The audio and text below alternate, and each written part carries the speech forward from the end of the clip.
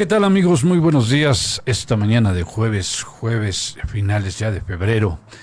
Y pues sin darnos cuenta estamos llegando a marzo, tercer mes del año, y como pinta, este año se va a ir rápido.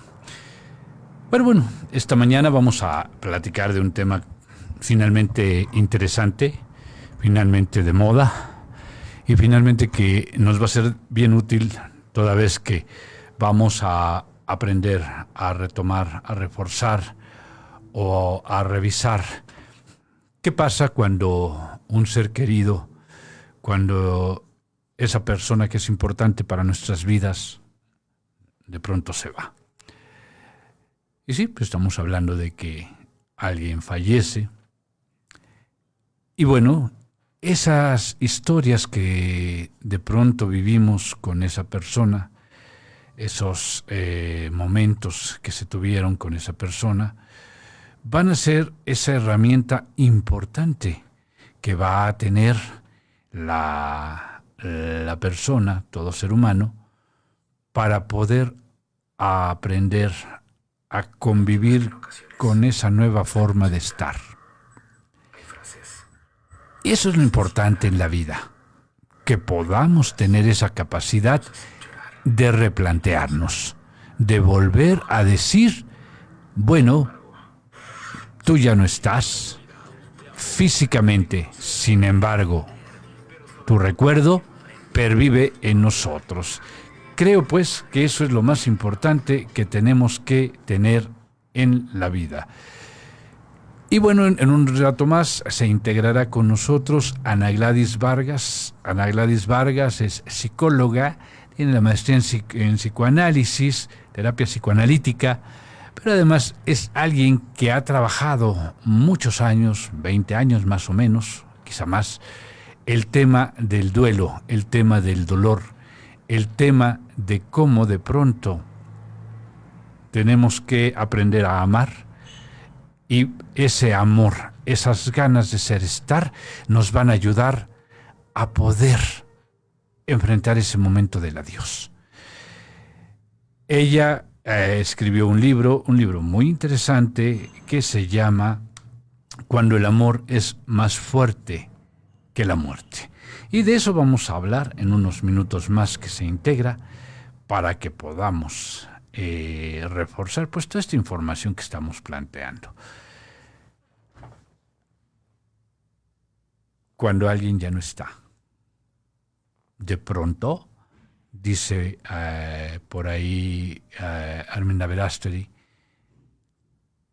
me entra esa sensación de rabia, esa sensación de no saber cómo reaccionar. Y de pronto nos vamos integrando a un proceso de duelo. Pero bueno, ya está aquí con nosotros Ana Gladys Vargas, y qué gusto en verdad de verte, un placer.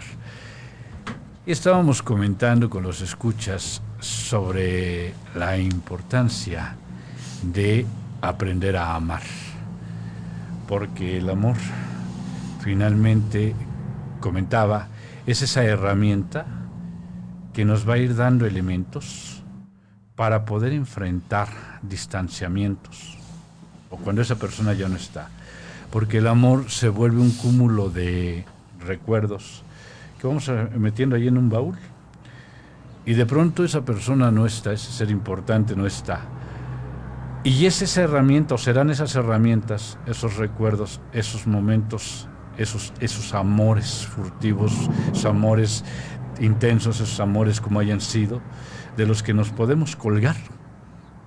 Y cuando ya nos archivan en una lápida, entonces pues de pronto podemos recurrir a toda esa parte.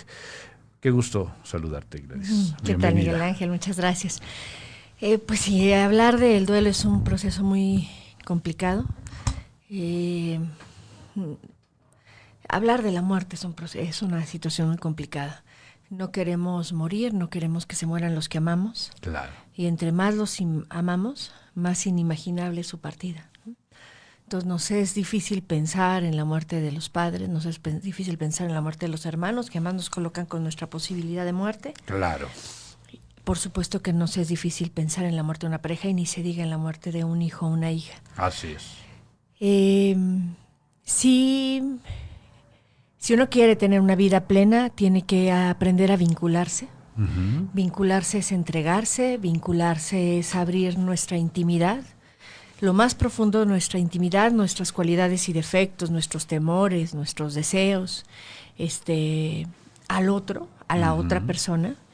Y en la medida en que abrimos nuestra intimidad y nos vinculamos, ponemos deseos en la otra persona, expectativas, sueños, en la medida en que tan solo nos permitimos fluir en el amor, en esa medida el desvínculo duele y duele más. Así es. Entonces resulta complejo aprender en la vida a vincularse sabiendo que va a haber un desvínculo doloroso, pero la única forma de vivir una vida plena es precisamente viviendo vínculos plenos, intensos, Claro. así tengan que llevarnos a un desvínculo difícil o doloroso, pero bueno, es parte de la vida aprender a duelar, aprender a perder. Yo creo que esto lo tendríamos que a renunciar, cambiar, ¿no? Yo creo que esto lo tendríamos que aprender desde niños. Desde niños sería importante que les enseñáramos que la muerte es una posibilidad, que aprovecháramos los recursos que tenemos a la mano, como un pajarito que vemos caído de su árbol muerto, o su mascota que falleció, su abuelita, y que aprovecháramos para que ellos, bajo esos contextos, pudieran aprender que el morir es una posibilidad, pero no necesariamente tiene que ver con abandono, con olvido. O sea, la gente que amamos se muere, pero no pasa, como tú decías, a un baúl del olvido, ¿no? Son precisamente, nos sigue vinculando la energía amorosa. Y una gran habilidad que tenemos que desarrollar a lo largo de un proceso de duelo es cómo revincularnos con nuestros seres amados, cómo seguir haciendo actos de amor con esas personas que han partido, cómo seguir alimentando ese vínculo y enriqueciendo nuestros corazones con ese vínculo, a pesar de que físicamente ya no están, que no los podemos ver, oler, besar, pero podemos seguir haciendo actos de amor que nos signifiquen y nos unan. Claro que sí. Fíjate que ahora que veía el libro, porque además es algo bien interesante, ahí lo traes. El libro es, desde el título, es realmente sugestible, ¿no? Cuando el amor es más fuerte que la muerte. Yo me acordaba, por ahí del 18, fallece mi madre. Entonces, yo me acuerdo, lo primero que me trajo a la mente cuando leo el título del libro es ese momento. Y descubres cómo ciertamente amar, tener esa capacidad de amar y que ese amor se guarde como un recuerdo que te va a tener vinculado a esa persona que físicamente ya no está. Entonces dices, sí, es realmente cierto, porque te platico así rápido mi experiencia. Cuando ella está en la última etapa, en su último momento por partir, de pronto veo como que en mi lógica, creo que le está costando trabajo despedirse, irse. Y entonces le digo, oye, pues déjame llevarte de la mano. Déjame acompañarte hasta donde me permitan llegar. Y entonces le empiezo a decir pues una serie de experiencias, de cosas agradables que vivimos y agradecer pues esa presencia que tuvo en mi vida, la importancia que tuvo en mi vida y pues vete tranquila, ¿no? Y de pronto le digo, bueno, recordando a mi padre, ahí, que también ya había fallecido, le digo, oye, pues te toca, te la entrego. Yo ya cumplí, te llevas una gran mujer, etc. Y fíjate que ciertamente te deja una sensación de paz, una tranquilidad, con todas las comillas, porque finalmente es... físicamente quizá ya no te voy a ver, pero siempre estarás presente en mis recuerdos, siempre estarás presente en mi corazón y trataré con las acciones de tenerte presente, rescatando todo eso que tú me diste, ¿no? Esa formación que me ofreciste. Entonces, me llevó inmediatamente este título a ese momento, ¿no? Claro. Qué hermosa narración, Miguel Ángel. Tomar de la mano a tu ser querido y llevarlo, acompañarlo hasta donde nos dejen llegar, ¿no? es un acto de generosidad, ¿no? Aprender a renunciar y reconocer que es hora de que el ser amado parta es un acto de generosidad, es dejar de pensar en uno, en nuestras necesidades y pensar en el bien del otro. Claro. ¿No? Ese cuerpo ya solo genera sufrimiento y es hora de renunciar a él. También hay otros, seguramente muchos de las personas del auditorio, algunas nos dirán sí, pero cuando muere en un accidente, sí, pero cuando muere de forma violenta, cuando es inesperado o no es lo mismo, una mamá, un hijo, ¿no? Es cierto, hay formas de morir más dolorosas o más difíciles. No porque no sea difícil el ver partir a una madre o un padre, es muy difícil. No significan y son nuestro eje en la vida, ¿no?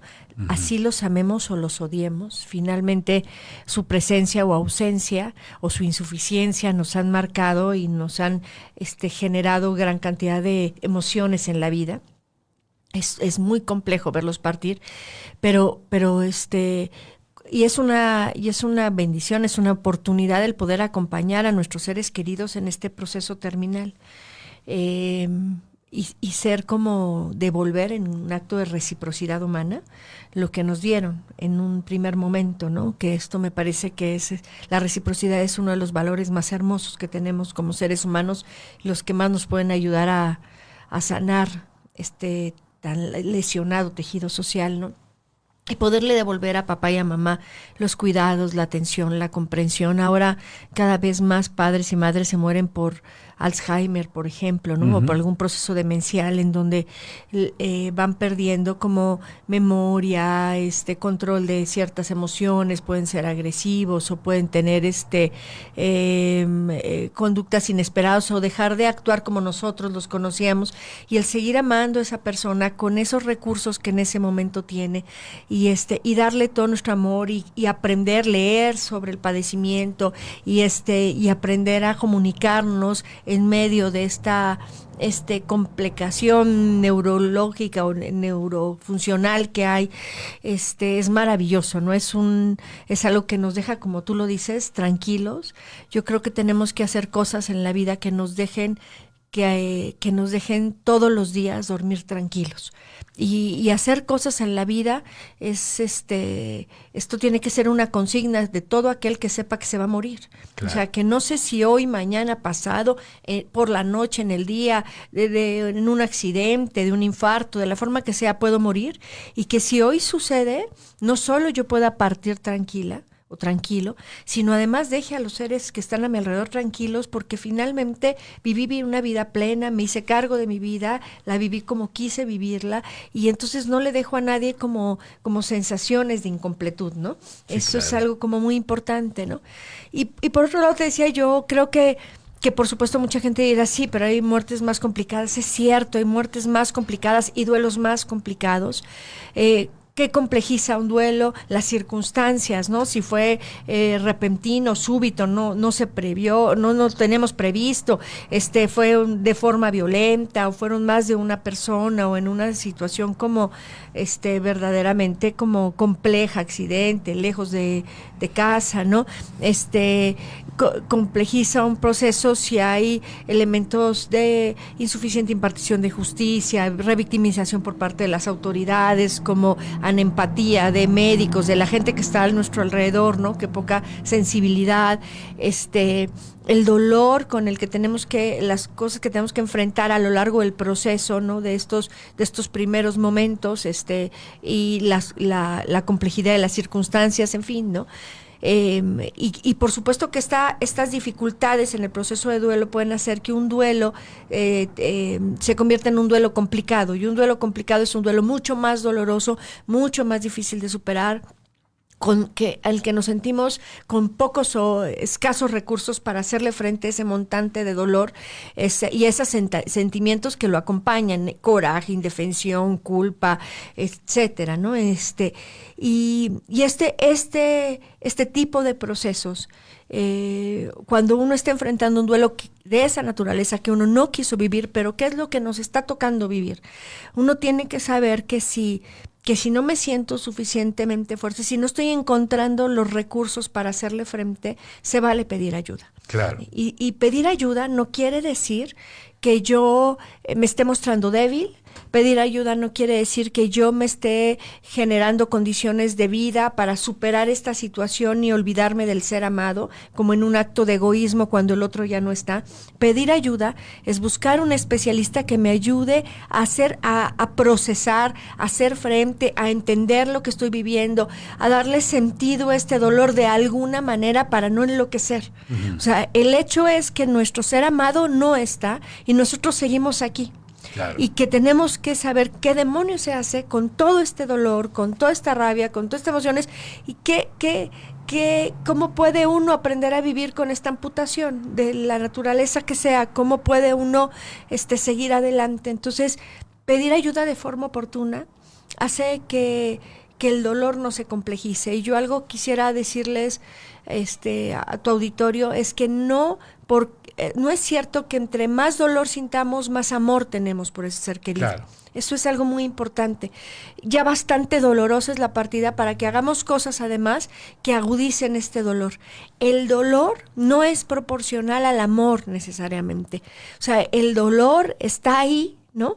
Y el amor está ahí, ¿no? Y uno no representa o no significa o está asociado al otro. Entonces, lo que quiero decir con esto es que tenemos que ser bien comprensivos, justos con nosotros mismos.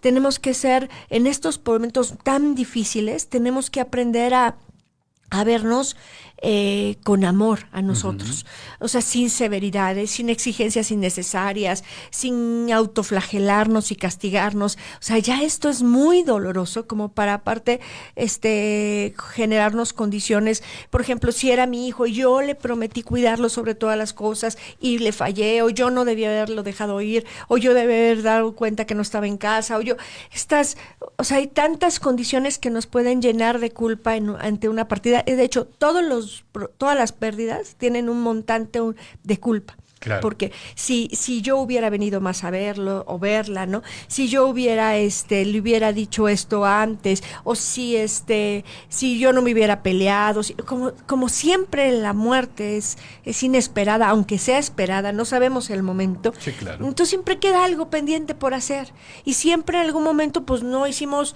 lo que se esperaba, pues no, a veces las condiciones no se prestan para ello, ¿no? Entonces siempre hay culpa, pero además, si era mi hijo, o si yo tuve de alguna manera o una responsabilidad real o así yo lo percibo en las circunstancias, entonces esto va a llenarme de gran culpa y la única manera de calmar la culpa es castigándome. Claro. Y me puedo castigar generándome dolor, me puedo castigar peleándome por ejemplo, con mi familia y entonces alejándome de ellos o generando un rompimiento porque no me siento merecedor de esta familia, o en mi trabajo y entonces generando una condición más dolorosa, ¿no? Y es como parte de las formas en las que me castigo. Yo he conocido papás que generan condiciones para ir a prisión, por ejemplo, ¿no? O para separarse de su pareja, ¿no? Y como romper, como dramáticamente con todo lo que le daba estabilidad, porque se sienten muy culpables de la pérdida y lo único que están generando es una injusta condición, más injusta de lo que la muerte por sí es, ¿no? Claro, y fíjate que este libro, Cuando el amor es más fuerte que la muerte, me llama la atención porque es una visión desde la sociología y el psicoanálisis, toda vez que, participas con Marcelo Rittner, un sociólogo, y eso hace finalmente un libro enriquecedor hoy día, porque estamos viviendo un país violento, estamos viviendo una realidad más allá de la visión de quien quieras. Los números, las realidades, los comentarios cada vez de gente más cercana que algo vivió violento, pues está a la orden del día. Entonces, eventos que de pronto surgen, como tú dices, de manera no esperada, generan en nosotros ese sentido de impotencia, ese sentido de culpa, ese sentido de tantas respuestas que podemos tener. Caso como el del ABC, que se plantea mucho, donde imagínate la sensación del hombre y la mujer, padres de esos pequeños, que al final del día yo dejo a mi hijo en un lugar donde creo que está protegido, que está seguro, y de pronto me entero que no. Entonces, bueno, es ese tema de, bueno, es que estamos trabajando los dos, es que alguien tenía que haberse quedado a cuidar a los chicos. O sea, tantas historias que podemos ir tejiendo alrededor de esa experiencia, Así es. ¿no? Y el recogerlo desde esas dos visiones a mí se me hace muy interesante, Sí. ¿no? Fíjate que, bueno, Marcelo es un autor de varios bestsellers, Ajá. es un rabino que yo quiero y admiro mucho, y él escribió un libro antes sobre duelo, nos conocimos en este contexto, platicando sobre el duelo, y bueno, le platiqué que acompañamos a los papás a ABC, me pidió acompañarme o generar, o sea, que podía acompañarme y ayudarlos, y bueno, generamos un viaje para estar en contacto con ellos y hablar de la fractura espiritual, no solo la emocional, sino también la del sentido de vida, ¿no? Y el vínculo con Dios, que para muchas personas es una fractura terrible. Y entonces a partir de ahí, pues unimos nuestros caminos. Y él fue el que me invitó ahora a hacer un libro para padres en duelo.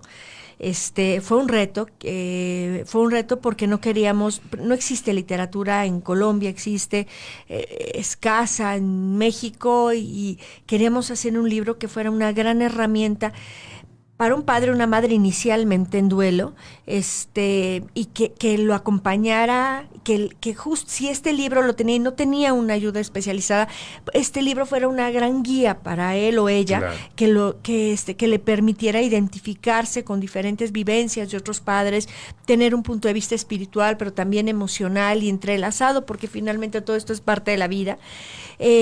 Al cabo de 4 años que tardamos en escribirlo, nos dimos cuenta, obviamente en estos 4 años, la violencia se agudizó en este país. Así es. Y nos dimos cuenta que este libro, primero, no solo es para padres y madres, también es para hermanos, para primos, para abuelos, para todos aquellos que sufren por el dolor de una persona que perdió a su hijo o su hija, todo ese entorno cercano, para poderlos comprender y acompañar.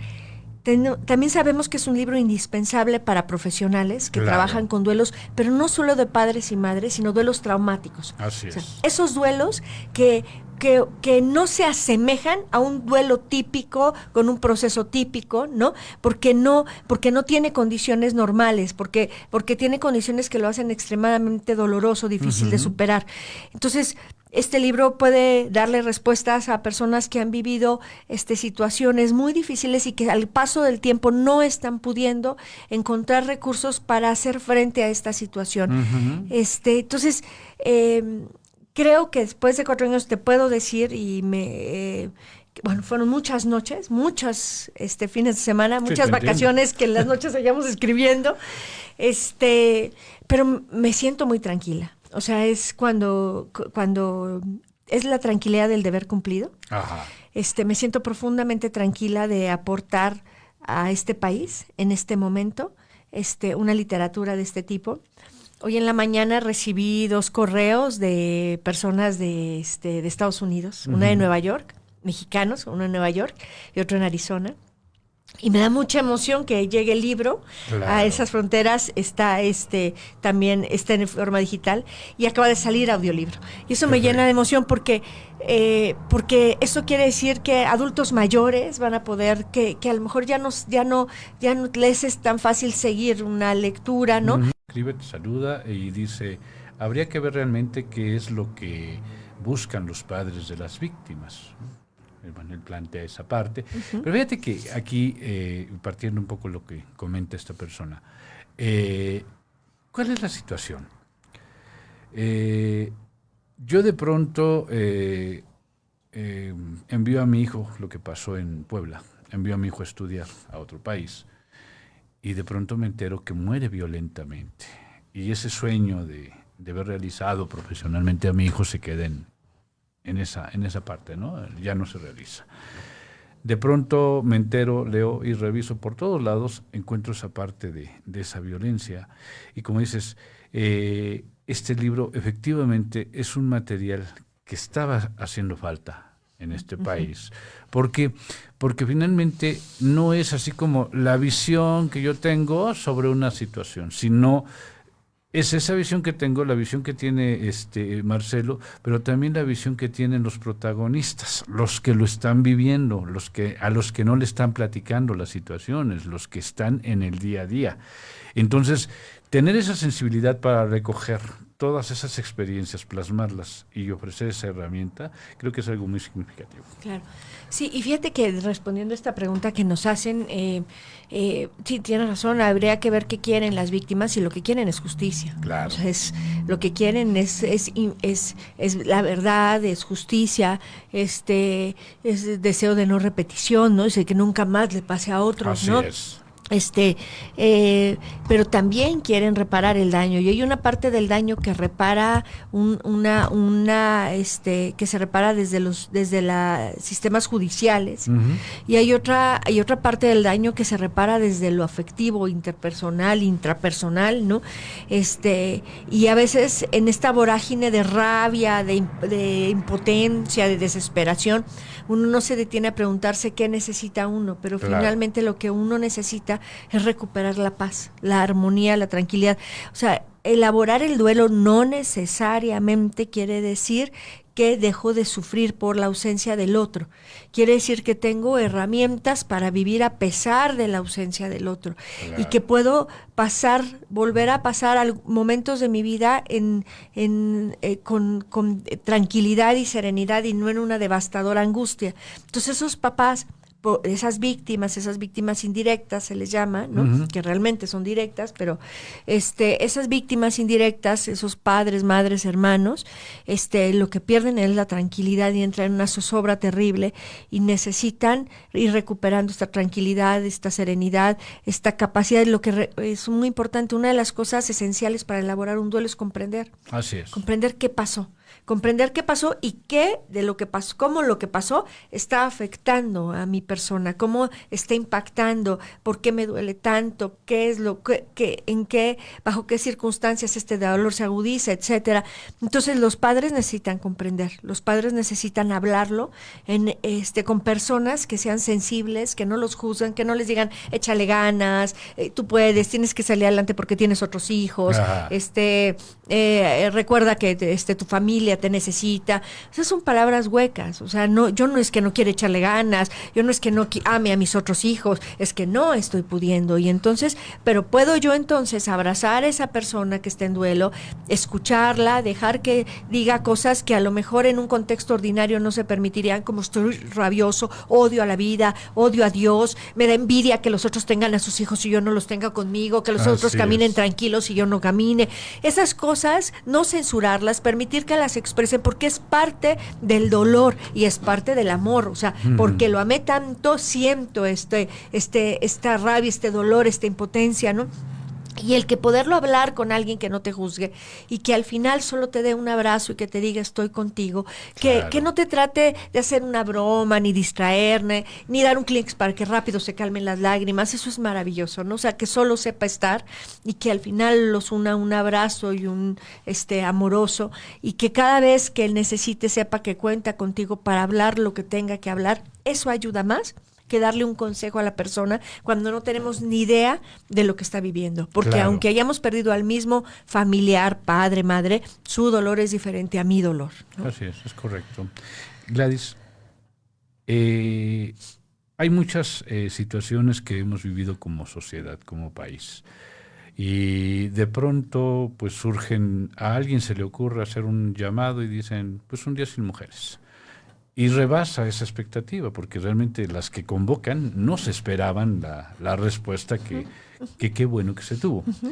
Sin embargo, si analizamos como país de manera objetiva, de pronto tendríamos que hacer como que un día sin indígenas, un día sin niños, un día sin todo, ¿no? Entonces yo creo que tendríamos que aprender como sociedad, desde mi punto de vista, a ver de manera integral la problemática que estamos viviendo, y más allá de generar enconos de género, por ejemplo, mejor proponer como la participación oficial, y que vean que la violencia ya es un problema de seguridad nacional.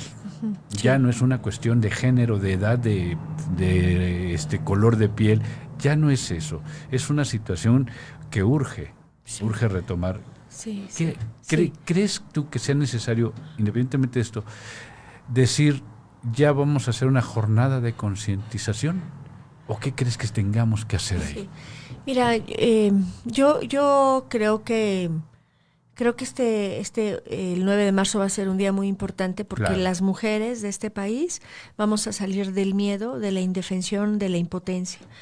Es algo muy importante. Vivimos con miedo, salimos a la calle con miedo, miedo a que nos asalten, miedo a que nos nalgueen, miedo a que que nos dañen, que nos Así afecten es. nuestra integridad, y por el solo hecho de ser mujeres, ¿no? Así Porque, y además,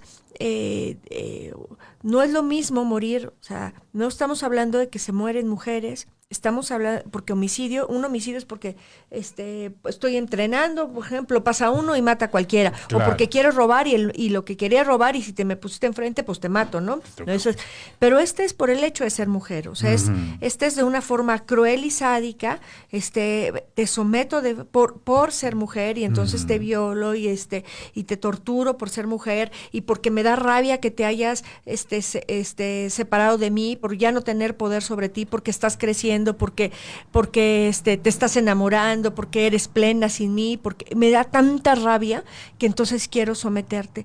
Hay una gran cantidad de mujeres que han podido liberarse de situaciones violentas, pero que siguen con el miedo, de que algo suceda, de que de alguna manera vuelvan a ser presa de la violencia de esa persona, y otras que solo que vamos por la calle y tenemos miedo de que solo por el hecho de ir por la calle, ¿no?, alguien se le ocurra dañarte. Claro. Yo creo que esto simboliza, y estoy de acuerdo contigo, o sea, es una situación terrible de violencia la que estamos viendo en este país. Los niños, las niñas, los jóvenes, las jóvenes, los adultos, las adultas, los adultos mayores, las adultas mayores, estamos en riesgo en este país. Se ha perdido todo control sobre la violencia, que es imperante, pero en particular estamos viviendo una gran cantidad, está haciéndose manifiesto en este momento la profunda violencia que hay a la mujer por ser mujer. Y el hecho de que todas estas mujeres todas las mujeres nos estemos uniendo, es decir, no más para mí, no más para las otras, ¿no? Y es como un día sin las mujeres es un día de silencio. Es un día de silencio por todas las mujeres que han muerto. Y esto me parece muy importante. Y yo quisiera que si lo vivieran las mujeres, no es un día de moda, no es un día contra los hombres, no es un día contra el gobierno, no es un día que impulsó un partido, no, es una condición de impotencia generalizada que se está rompiendo con este movimiento, en donde estamos diciendo todas las mujeres, no más, no más miedo, no más impunidad, no más angustia de perder a nuestros hijos, no más miedo de ser lastimadas, no más, ¿no? Este es un acto de empoderamiento colectivo al que se deben sumar los hombres. Claro. Las mujeres no podemos acabar con el fenómeno de violencia a la mujer si los hombres no se suman. Necesitamos de su apoyo, necesitamos que esos compañeros se lleven a sus hijos a la escuela y respeten. No nos vamos a quedar haciendo nada en casa, nos vamos a quedar en un silencio en el que estamos manifestando que nos duele la violencia que nos vivimos, nos duele la muerte de tantas mujeres. No es no hacer algo, no es un día de asueto, es un día de indignación, donde queremos que en las calles no se vean mujeres para hacer sentir que valemos en este país, ¿no? Que es importante que haya medidas que nos permitan caminar seguras en la calle.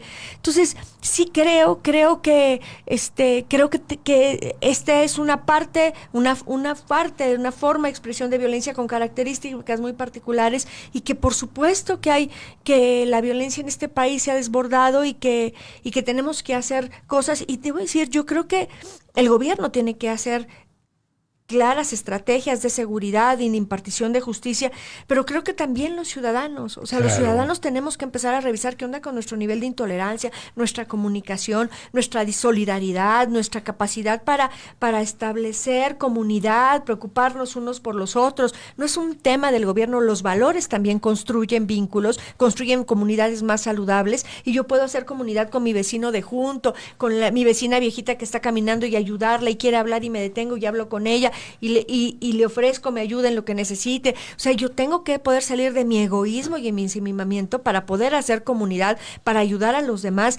Este trabajo de reparación de nuestro tejido social, de salir de esta condición brutal de violencia, tenemos que trabajarla, tenemos que hacer todos, poner nuestro granito de arena, sin dejar de ver lo que le toca a las instituciones públicas, pero nosotros tenemos mucho por trabajar y por hacer al respecto, ¿no? Y creo que es algo bien importante, y creo que es un logro que ojalá se lleve el 9 de marzo, que a través de ese ya basta de la mujer, nos permita echarnos un clavado interiormente todos, hombres y mujeres, de todas las edades, y replantearnos realmente cómo estamos y cómo hemos contribuido para que este tejido social esté como se está presentando y para que la violencia se haya dejado avanzar tanto.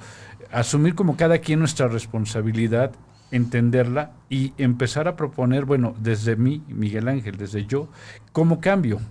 Si yo hago esos cambios, ¿cómo impacto? Porque de pronto vemos que el vecino es el responsable de todo, ¿no? El vecino es el malo de la película. Pero nunca decimos, yo realmente, cómo estoy impactándome a mí mismo y cómo impacto al otro con esas acciones, ¿no? Entonces, regresando a cuando el amor es más fuerte que la muerte, precisamente, creo que da esas herramientas, ¿no? Porque a través de escuchar, a través de la lectura, la experiencia que alguien vivió, de decirle adiós a esa persona, ese ser querido, en un momento en que nunca se lo imaginó. Entonces es esa invitación a cómo tenemos que estar siempre trabajándonos interiormente para poder entendernos, comprendernos y no asumir actitudes de pronto violentas como queriendo castigar a terceros por situaciones propias, ¿no? Entonces creo que hay dos cosas importantes. Sí, van a visibilizar las mujeres, no nada más a las mujeres. Ustedes, las mujeres, siempre para mí son súper importantes porque nos han enseñado muchos caminos que después andamos nuestro género, los hombres, porque ustedes nos dijeron, oye, ya viste esto, ya le pusiste atención al otro. Pero además también nos están reforzando esa parte del amor, ¿no? Entonces creo que ustedes, mujeres, están diciendo, me amo, me respeto, me cuido, y ya no voy a permitir, por ese amor, por ese respeto que me tengo, que me sigan violentando. Y ese amor de género y ese amor de comunidad es unirnos todas para hacer comunidad. O sea, es un acto propositivo, es un activismo propositivo, y esto es lo que tenemos que hacer. O sea, unirnos unos con otros para ayudarnos. O sea, no podemos seguir como entes aislados, permitiendo que nos borren del mapa o vayamos muriendo poco a poco. Tenemos que ayudarnos, tenemos que acompañarnos, cuidarnos mutuamente, y esto es el principio de empezar a salir adelante, porque de verdad yo estoy claro que nosotros como ciudadanos tenemos mucho que aportar, no solo son las instituciones. Claro.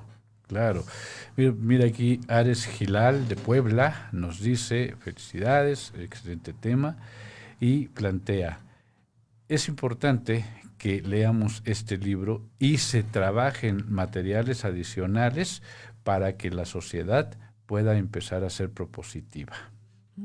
Sí, muchas gracias.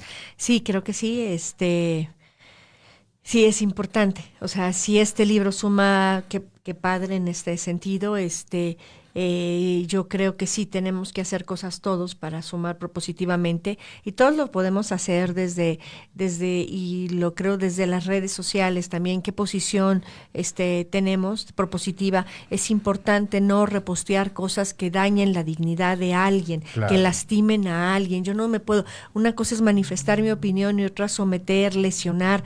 Es importante no clavarme con engancharme en estos procesos violentos y descargar, tú decías, sobre otro mi rabia. Es importante empezar a hacer cargo de lo que uno siente y encontrar formas más sanas de canalizar esto que uno tiene por dentro. Y esta manifestación del 9 es una forma saludable. Yo les diría que lo más amoroso que pueden hacer los hombres es hablar de ella con orgullo, hablar de la importancia de las mujeres en la vida social, en la vida laboral, en el hogar. y sumarse con su actitud propositiva a este gran movimiento, porque finalmente lo que estamos haciendo es comunidad. Claro, y además fíjate que también a veces morimos sin saber, sin darnos cuenta, ¿no? En la relación de pareja, de pronto valdría la pena que ese 9 de marzo retomemos este tema del amor y replantear con la pareja, ¿no? ¿Qué tan vivos estamos para ella para nosotros? Y también replantear como nuevas reglas, nuevas formas de convivir, ¿no? Y fíjate con las hijas, ¿no? Yo iría con las hijas y los hijos. Claro. Creo que oí un mensaje que daba el secretario de Educación hace un ratito, diciendo a las maestras que pueden no asistir si así lo consideran, ¿no? Y él decía que también, y si decide alguien asistir, maestros o maestras, que es importante hablar del tema, ¿no? Y dar ejemplo las maestras, ¿no? Y yo diría, pues las maestras y los maestros, ¿no? Claro. O sea, los maestros los padres de familia tienen que hablar con sus hijas, tienen que hablar con sus hijos. Si somos padres y madres de hijas, tenemos una gran responsabilidad en fortalecerlas, que sean unas mujeres fuertes, que sean mujeres con una sólida forma de pensar, criterios, no solo empoderadas, que tengan las herramientas para seguir adelante. Pero si somos padres y madres de hombres, tenemos el doble de responsabilidad. Claro. Tenemos que crear hombres capaces de sumar esperanza a la humanidad, igual que las mujeres, capaces de parar esta situación de violencia hacia la mujer, de tener compañeras, respetar, unirse en una relación de noviazgo con profundo respeto y reconocimiento, porque esto que yo haga, esto que forme a mis hijos, finalmente estoy sumándole a futuras relaciones de pareja y sumándole a futuras generaciones que verdaderamente nazcan en un contexto de paz social, ¿no? De respeto mutuo. Entonces, yo creo que como padres diariamente sumamos a la paz de este país si nosotros hacemos cosas para que nuestros hijos en el futuro le sumen esperanza a la humanidad. Es correcto. Y pues mira, qué bueno que Grijalbo tomó esta parte que propone Marcelo Rittner y Ana Gladys Vargas y permite salir con este documento cuando el amor es más fuerte que la muerte. Y yo creo que tenemos que aprender a no morir. Morir no nada más es un aspecto físico, es ir y que nos pongan por ahí en un panteón. Eso no nada más es morir. Podemos morir de tantas formas y creo que este libro nos da esa oportunidad, aparte de obvio, que habla de esa parte física, de esa separación física, también nos permite reflexionar, ¿no?